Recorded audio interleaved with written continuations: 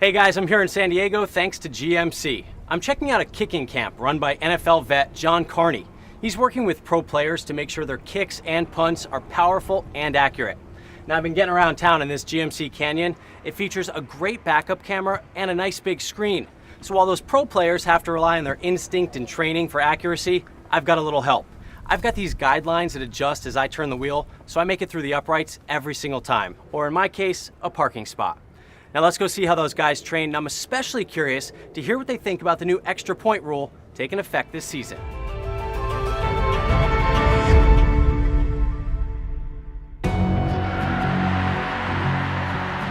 The ball is snapped. In less than a second, it's caught and placed on the ground, laces facing the uprights. The fate of the game now relies on you and one kick. 24 of last season's NFL contests were decided by a field goal on the final play of the game. The pressure on these guys and the demand for consistency is enormous. Some of the best kickers and punters in the NFL gather in San Diego, California every year for the start of training camp. It's 1 week when they set aside team rivalries and work together to make each other better. Matt Bosher, Atlanta Falcons. Nick Folk, New York Jets. Josh Brown, New York Giants. Nick Novak, Houston Texans. They're here for one reason.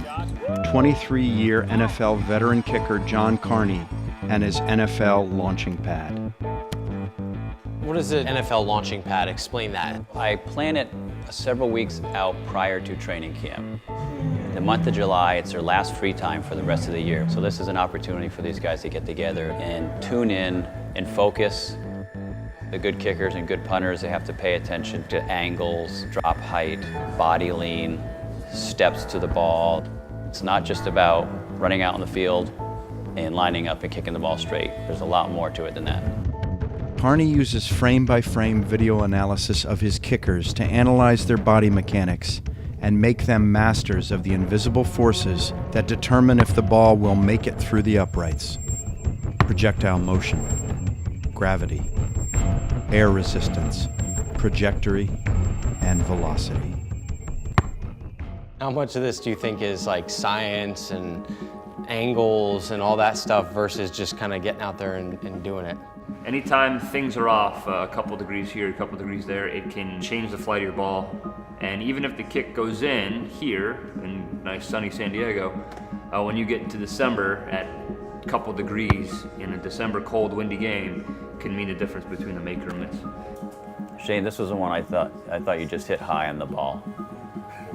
In his mind, he's calculated plant foot here, sweet spot here, and now this plant foot slides all the way there, and the shoe starts to collapse. So he's mishitting the ball a lot. You know, that right foot we wear is extremely important. The left foot's right behind it. And if we got the wrong plant foot, we're gonna have a long day that may not end well. Carney's goal is to give the athletes a toolkit for self-diagnosis When our head's down, our core stays engaged. and the skills to make the fine mechanical adjustments necessary to correct mistakes and to produce results. You have a couple of games now as a kicker or punter that don't go your way. Management's looking to replace you. A rule change in the NFL this season is putting more pressure on kickers than ever. Extra points were snapped from the 2, but will now be snapped from the 15-yard line, making each extra point a 33-yard attempt.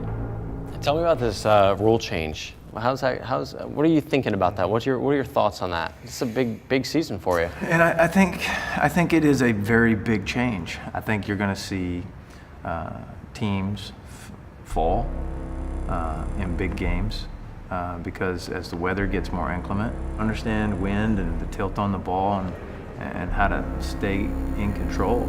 I think it's going to give guys some trouble. Yes, it puts more pressure on them.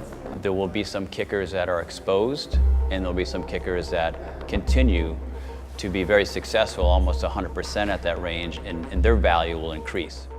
The extra point was kind of a ceremonial play, if you will.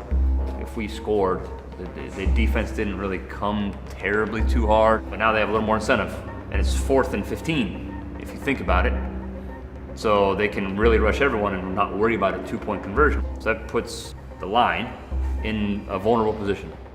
Somebody decided they wanted to make the game better, and all we can do is live with it. And it's just like if a coach tells you to do something that you maybe don't want to do, it's still your job to do it.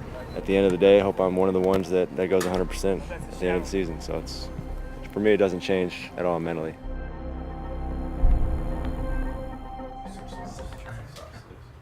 All you guys kick differently. Nick has a lot of mass, so when he hits it, it's boom, it's solid. There's no one right way, but there's certainly some commonalities of why you guys are successful.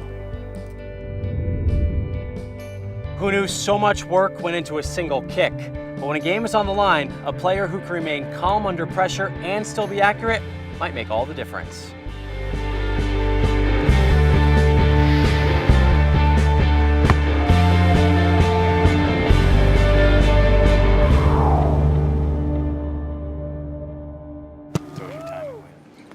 Oh, nice. Uphill too.